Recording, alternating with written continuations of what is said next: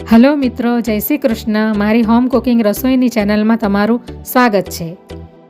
આજે હું મહારાષ્ટ્રની ફેમસ અને સ્પેશિયલ વાનગી કોથંબીર વડીની રેસીપી શેર કરવાની છું, જે ઇન્સ્ટન્ટ અને સહેલી રીતે ઓછી સામગ્રીમાં તૈયાર થઈ જાય છે અને એનો સ્વાદ પણ એકદમ સ્વાદિષ્ટ હોય છે. આ રીતે તમારી કોથંબીર વડી ગુજરાતી સ્ટાઇલમાં એકદમ સરળ રીતે ટેસ્ટી અને સુપર બનશે. તો આજે હું મહારાષ્ટ્રની સ્પેશિયલ ડીશ કોથંબીર વડીની રેસીપી શેર કરવાની છું. તો એના માટે મેં આ દેશી ધાણા લઈ લીધા છે, 1 બાઉલ જેટલા, અને એમાં નાખવા માટે 1 બાઉલ, પોણા બાઉલ જેટલો મેં ચણાનો લોટ લીધો છે.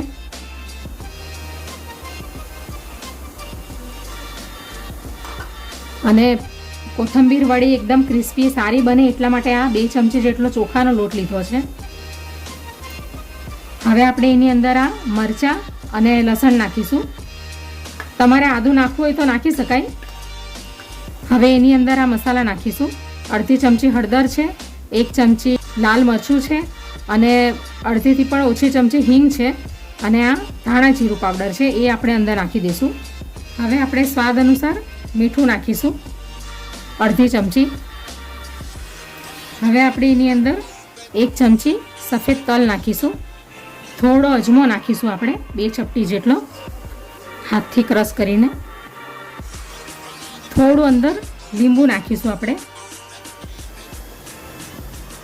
હવે મિક્સ કરી લઈશું બરાબર.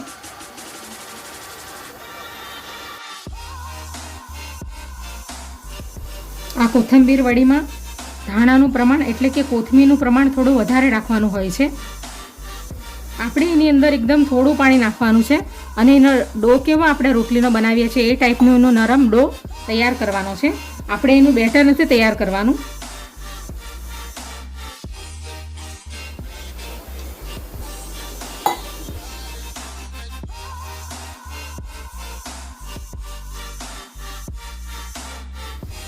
તો આ ટાઈપનો આપણે ડો તૈયાર કરી લેવાનો છે આવો. હવે આપણે આ જે મિશ્રણ તૈયાર કર્યું છે એને આપણે એક ડીશની અંદર ઓઇલ ગ્રીસ કરી ને એની ઉપર આપણે આવી રીતે એને પાથરી દઈશું.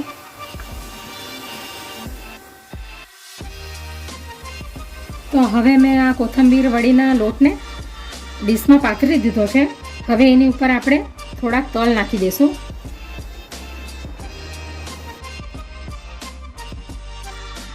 હવે આપણે આ ડીશને ઢોકળિયામાં મૂકી દઈશું, અને આપણે એને 5-7 મિનિટ સુધી એને આપણે સ્ટીમ થવા દઈશું.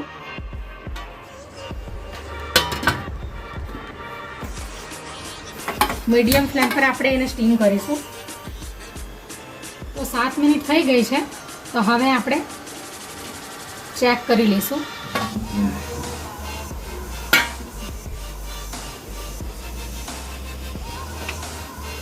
તો કોથંબીર વડી બરાબર સ્ટીમ થઈ ગઈ છે. હવે આપણે ગેસને બંધ કરી દઈશું, અને આ ઠંડુ પડી જાય પછી આપણે એને કટ કરીશું.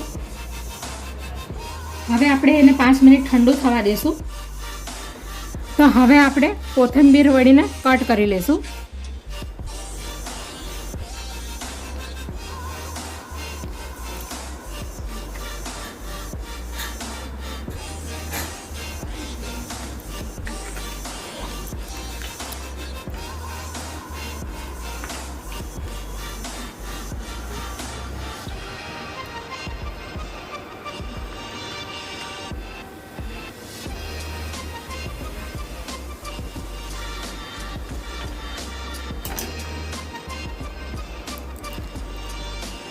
હવે આપણે એને ફ્રાય કરી લઈશું તેલમાં. તો આવી રીતે આપણે એને ચોરસ ટુકડામાં કટ કરી લેવાની છે, અને હવે આપણે એને ફ્રાય કરી લઈશું તેલમાં. તો તેલ ગરમ થવા માટે મેં ગેસ ઉપર નોનસ્ટિક પેન મૂકી દીધું છે. હવે આપણે એની અંદર આ કોથંબીર વડીને ફ્રાય કરી લઈશું. ક્રિસ્પી થાય ત્યાં સુધી આપણે એને ફ્રાય કરીશું.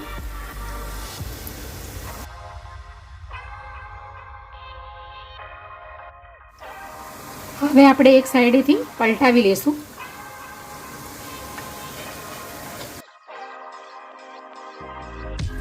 આવી રીતે આપણે બધી કોથમીર વળીને પલટાવી દેશું. બીજી સાઈડે પણ એને ફ્રાય કરી લેશું.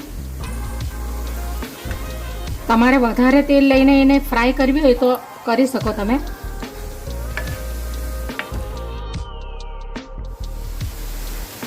તો હવે આપણે એને બીજી સાઈડેથી બી પલટાવી લેશું. આવી રીતે એને ક્રિસ્પી થઈ જાય ત્યાં સુધી આપણે એને ફ્રાય કરવાની છે. તો હવે કોથંબીર વડી બંને સાઈડેથી ક્રિસ્પી થઈ ગઈ છે. તો હવે આપણે ગેસ બંધ કરી દઈશું અને એને એક ડીશમાં કાઢી લઈશું.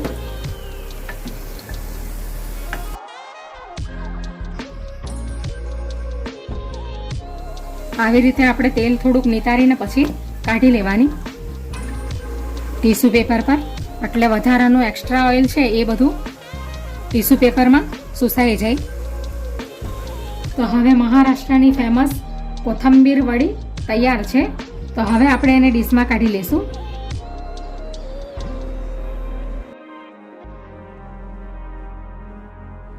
એકદમ ક્રિસ્પી અને સરસ એવી બની છે.